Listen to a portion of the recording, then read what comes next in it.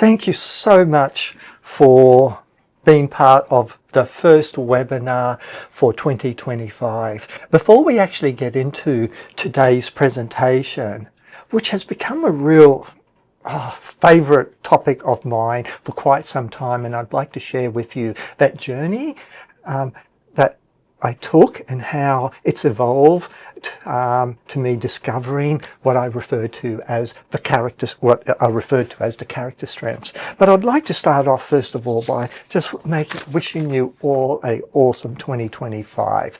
I think it's going to be a really interesting one. It will definitely be interesting if you stay tuned with the webinars that I've got this year, and I have got some very exciting stuff happening this year which I'm so excited to share with you. So I'd like to just run through a couple of things that I will be talking about this year, and hopefully they can become the focal point discussion of our little monthly get-togethers, and I'll put together some dates and what I might do this year just to make it fair and for everybody is I might do a morning session and then I might do an evening session the following month, and that just gives everybody around the world a bit of a chance to be able to participate, and of course to all our my friends and colleagues in Australia, whether it's morning or early evening. Hopefully it's not going to make too much difference. I really did pick an interesting day for the first of our webinars. It's back to school day here in Queensland. So everything, I do always feel that everything is back to normal for the new year once the new school season starts. But it was quite busy, and I imagine there's a few people that have not been able to attend, just getting children off to school and so on. This year's topics are quite eclectic and quite diverse, but there is a real strong theme and pattern.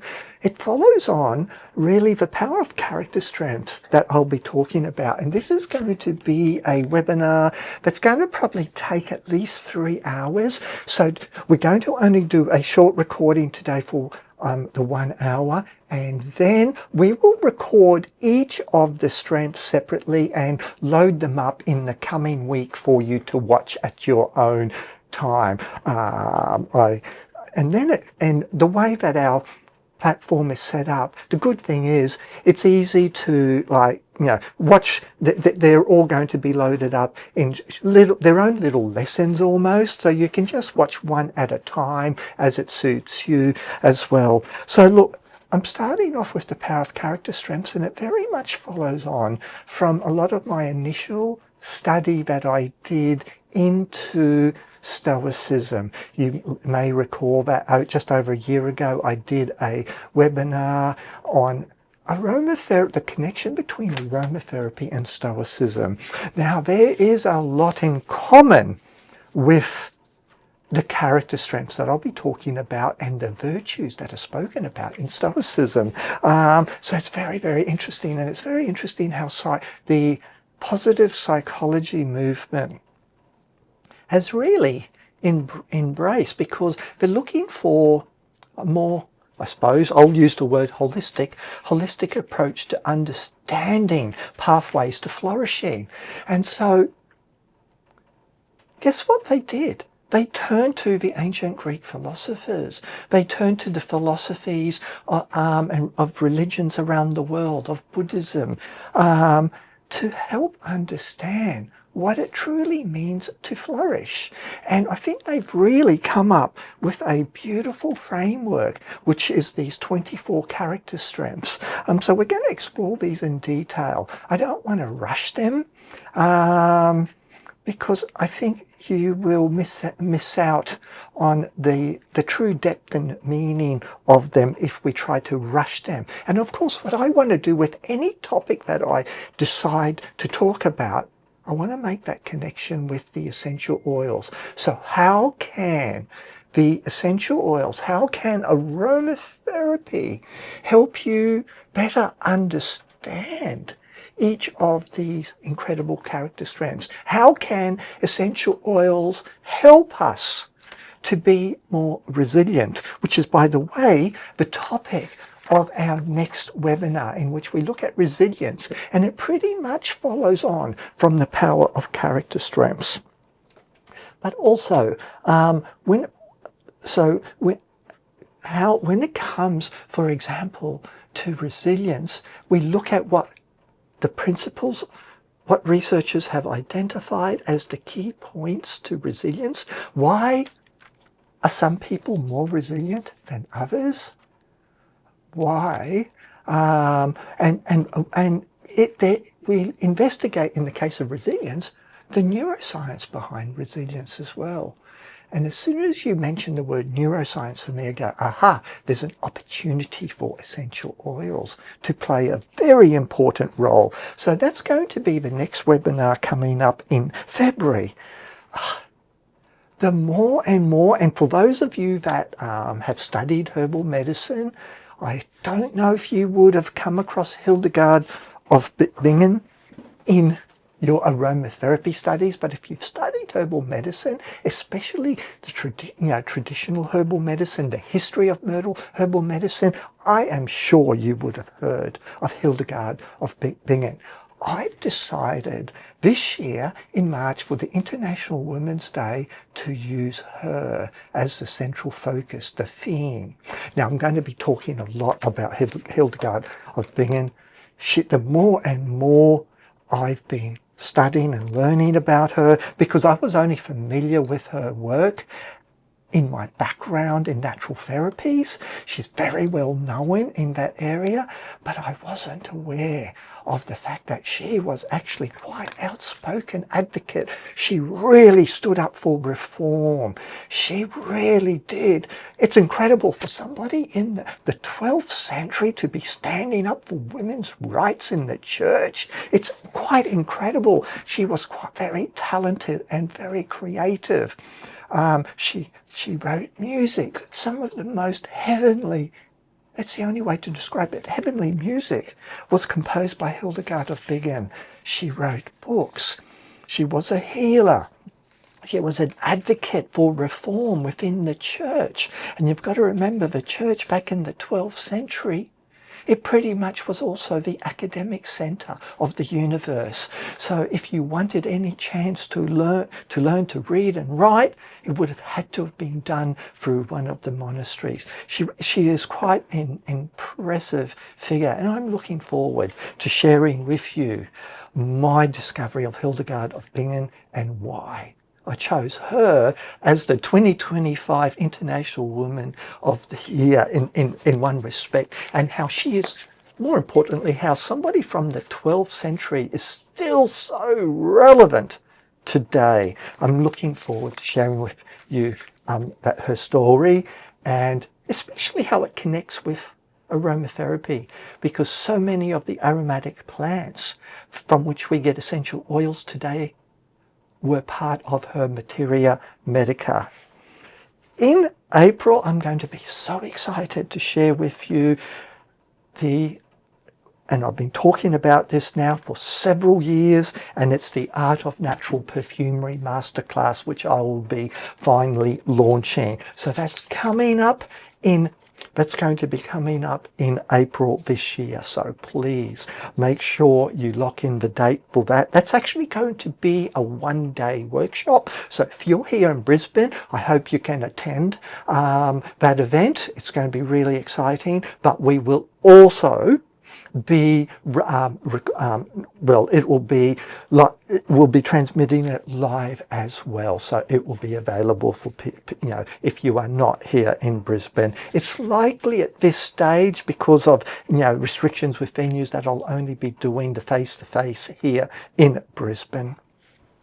We talk a lot about blending, and there's so much about perfumery blending with essential oils, but I want to talk about, and it's going to be one of the chapters in volume 2 that I'm working on.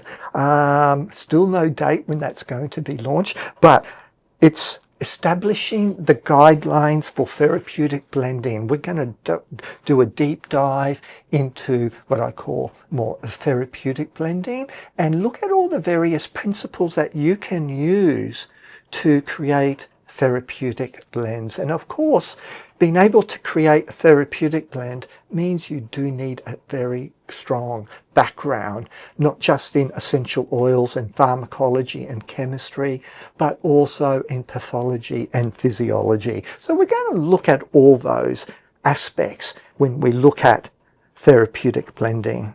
Now, in May, this is going to be another full day event, and we will be giving you all the details very soon for this, but it is the launch of the Kotodama of Scent.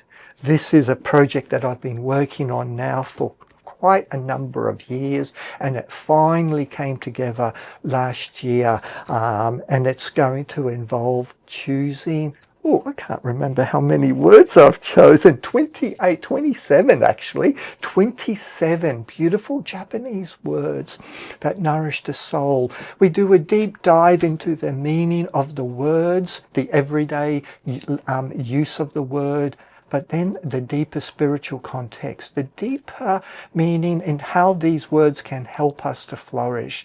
And then I make a connection with essential oil. So with each word, whether it is ikigai, kokoro, kintsugi, I then match an essential oil that embodies the Kotodama of that word. Now the Kotodama, it's a beautiful, beautiful play on word, because Kotodama is the spirit of the word. So it's a beautiful play, interplay of the Kotodama of Scent.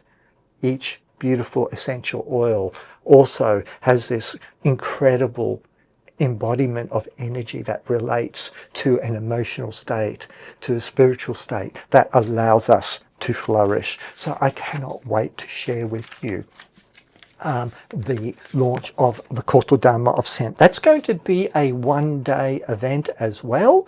We'll have a little book launch, but there'll be a workshop around that goes for one day, and that it's going to be on Saturday, the 24th of May. Then I'm going to spend a bit of time sharing with you some of the content that's going to be coming up in volume 2, the complete guide to aromatherapy, that is. And one of them is going to be looking at essential oils and cancer. We know so much more about how essential oils can potentially be used in the management of cancer, whether it is dealing with a lot of the side effects of the conventional treatments that are available, or looking at it more from a holistic perspective. We're going to do like a deep dive into understanding what role can essential oils truly play at this stage with the knowledge that we have. Okay, so I'm looking forward to sharing that with you.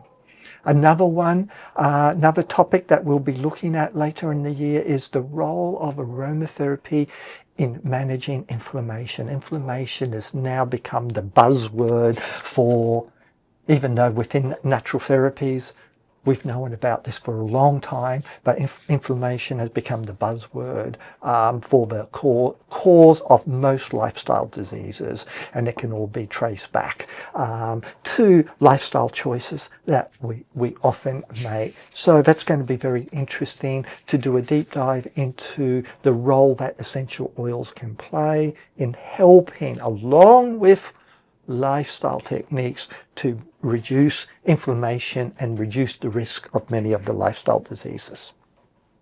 In volume 2, of course, there's going to be a lot of time spent on the science of essential oils. Now, this is a fascinating topic, and it's the pharmacokinetics of essential oils. And that's pretty much looking at, well, how are the essential oils absorbed into the body? How are they distributed through the body? How are they metabolized in the body? And then how are they eliminated? So we're going to look at the latest research from when I first wrote, from when the second edition has come out there, we know so much more about the pharmacokinetics of essential oils.